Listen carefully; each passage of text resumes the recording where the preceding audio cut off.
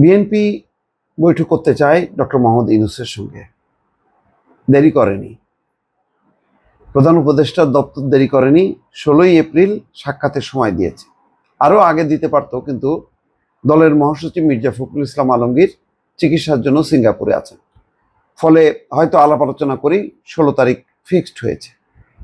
এদিন দুপুর 12টায় রাষ্ট্রীয় অতিথি ভবন যমুনায় এই সাক্ষাৎ হবে। বুধবার সন্ধ্যায় বিএনপির স্থায়ী কমিটির সদস্য সালাউদ্দিন আহমেদ গণমাধ্যমকে নিশ্চিত করেন, দুপুর 12টায় বৈঠক মানে খাওয়া দাওয়া হবে, ভালো আন্তরিক পরিবেশে আলাপ আলোচনা হোক। বিএনপির পক্ষ থেকে যেটা চাওয়া নির্বাচন, সেই নির্বাচনের ব্যাপারে আজকেও এক বিদেশি অতিথিকে ডক্টর মোহাম্মদ বলেছেন, রাজনৈতিক দলগুলো যদি ন্যূনতম সংস্কার চায় তাহলে ডিসেম্বরে সম্ভব। এবং নির্বাচন কমিশনও কিন্তু প্রস্তুতি নিতে শুরু করেছে ডিসেম্বরকে সামনে রেখে। ফলে সব মিলিয়ে আমার ধারণা যে এটা নিয়ে খুব একটা আপত্তি করবে না প্রধান রাজনৈতিক দল। বিএনপি যদি চায় এবং সেই অনুযায়ী সাড়া না দেওয়ার কোনো কারণ নেই ডক্টর মোহাম্মদ ইউনূসের। তিনি তো বলেছেন যে তিনি শাসন কাজ পরিচালনা করা তার লক্ষ্য না, তিনি তার নিজের পেশায় ফিরতে চান। এবং এই মুহূর্তে ডক্টর মোহাম্মদ ইউনূসের যে ভাবমূর্তি, তারকে নিয়ে মানুষের যেই প্রচণ্ড রকম তার প্রতি সম্মান এবং তাকে ক্ষমতায় রাখার জন্য যে আকুতি, এটা হচ্ছে একটা চরম ভালোবাসা এবং চরম পাওয়া। এবং অনেকগুলো ক্ষেত্রে ডক্টর মোহাম্মদ ইউনূস সফল হয়েছে।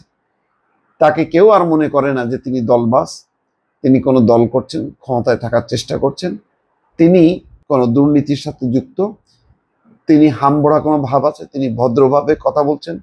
এবং বিশ্বমঞ্চে যখনই তিনি কথা বলার সুযোগ পাচ্ছেন, বৈঠক সবাইকে সবার সাথেই কথা বলছেন, কেউ উপেক্ষা করতে পারছে না।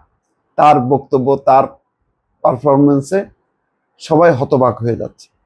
ফলে এই মানুষটা আজকে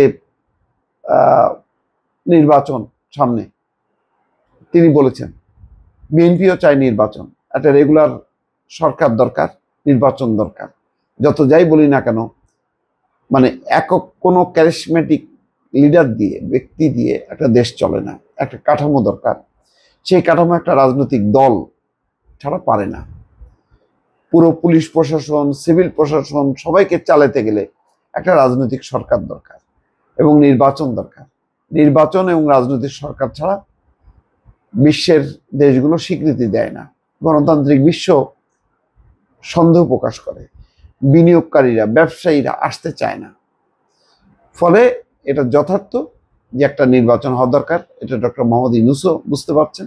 সেই কারণে বিমস্টেক বৈঠকেও তিনি বলেছেন, বাংলাদেশে যখনই যে প্রতিনিধি আসছেন ব্রিটেন থেকে বা অন্য কোনো জায়গা থেকে, তারা কিন্তু শুনে যাচ্ছেন এবং শুনতে পাচ্ছেন ডক্টর ইউনূসের কণ্ঠে যে তিনি ন্যূনতম সংস্কার চাইলে রাজনৈতিক দলগুলো যদি যা চাইবে তিনি সেই অনুযায়ী করতে প্রস্তুত আছে। ফলে এখানে আমার ধারণা যে কোনো সন্দেহ বা অবিশ্বাসের কোনো ব্যাপার নেই। পারস্পরিক আস্থা এবং সম্মতির ভিত্তিতে জুলাই বিপ্লবের যে চেতনা, সেই চেতনার আলোকে একটি নির্বাচন হবে। সেই নির্বাচনে সব রাজনৈতিক দলগুলো অংশগ্রহণ করবে।